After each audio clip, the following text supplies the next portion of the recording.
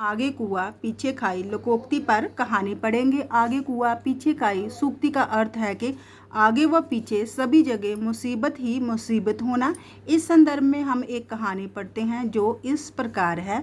मोहनलाल और सुखीराम में घनिष्ठ पक्की मित्रता थी। दोनों ने बचपन से लेके कॉलेज तक साथ साथ पढ़ाई की। शिक्षा पूरी होने के बाद दोनों नौकरी की तलाश करने निकले। सुखीराम को एक निजी कंपनी में क्रय खरीदने विक्रय बेचने विभाग में नौकरी मिल गई। नौकरी के कारण वह अब अपने मित्र से कम ही मिल पाता था। सुखीराम को अपने मित्र को नौकरी ना मिल पाने का बहुत दुख था। एक दिन उसे पता चला कि उसकी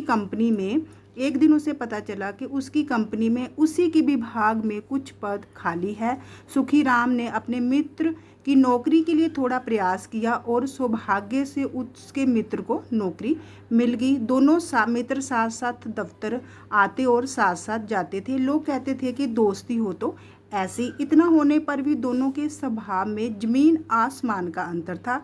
सुखीराम बहुत सरल हृदय और अत्यंत संयमी व्यक्ति था। उसकी अधिक इच्छाएं नहीं थी, जबकि मोहनलाल बहुत महत्वाकांक्षी था। अर्थात मोहनलाल बहुत अधिक प्राप्त करना चाहता था, ऊंचा पद प्राप्त करना चाहता था। धीरे धीरे समय बीतता गया। दोनों मित्रों का विवाह हो गया और वह पिता भी बन गए।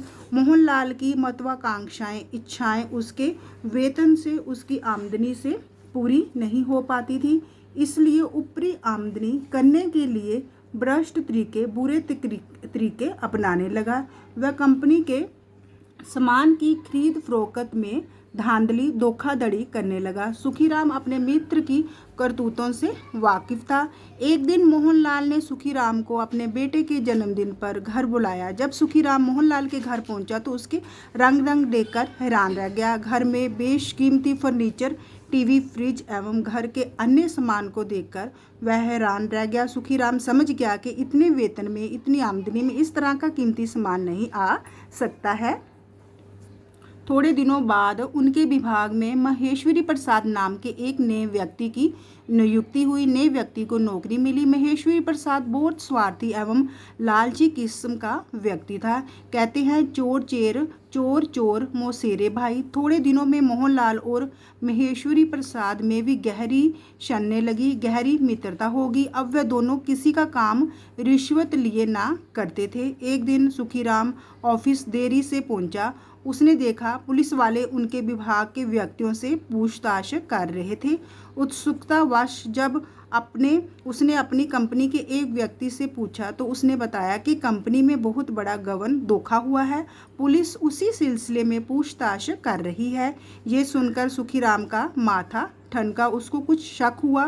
पुलिस वालों ने जब उसे देखा तो तुरंत अपने पास बुला लिया। फिर पुलिस वाले ने क्रय विक्रय विभाग के चारों व्यक्तियों से पूछताछ की और उनके बयान नोट करने लगे। तभी एक पुलिस वाले ने सुखीराम को धमकाते हुए कहा कि तुम अब सब कुछ सच बता दो, नहीं तो हम तुम्हें सबको गिरफ्तार कर लेंगे, क्योंकि ये काम तुम सबकी मिली भगत से हुआ है, कि ये काम तुम सबने मिलजुल कर किया है। ये सुनकर सुखीराम चुप रहा। उसे पक्का यकीन था कि इस गबन में, इस धोखाधड़ी में मोहनलाल और महेश्वरी का ही हाथ हो सकता है। अब तो सुखीराम के सामने विकट भयंकर समस्या थी। वह सोचने लगा कि यदि मैं सब बोलता हूँ तो मेरी मित्रता मोहनलाल से समाप्त खत्म हो जाएगी तथा उसे जेल की हवा खानी पड़ेगी। यदि मैं झूठ बोलता हूँ तो मैं निरपराध, मेरा कोई अपराध नहीं है, फिर भी मैं क्या हो जाऊँगा, मारा जाऊँगा तथा मुझे जेल जाना पड़ेगा। उसे कुछ समझ नहीं आ रहा था कि वह क्या करे। उसके सामने तो आगे कुआं पीछे खाई वाली बात थी। अगर आपको मेरी वीडियो अच्छी लगी हो तो इसे लाइक, शेयर और सब्सक्राइब कीजिए। धन्यवाद।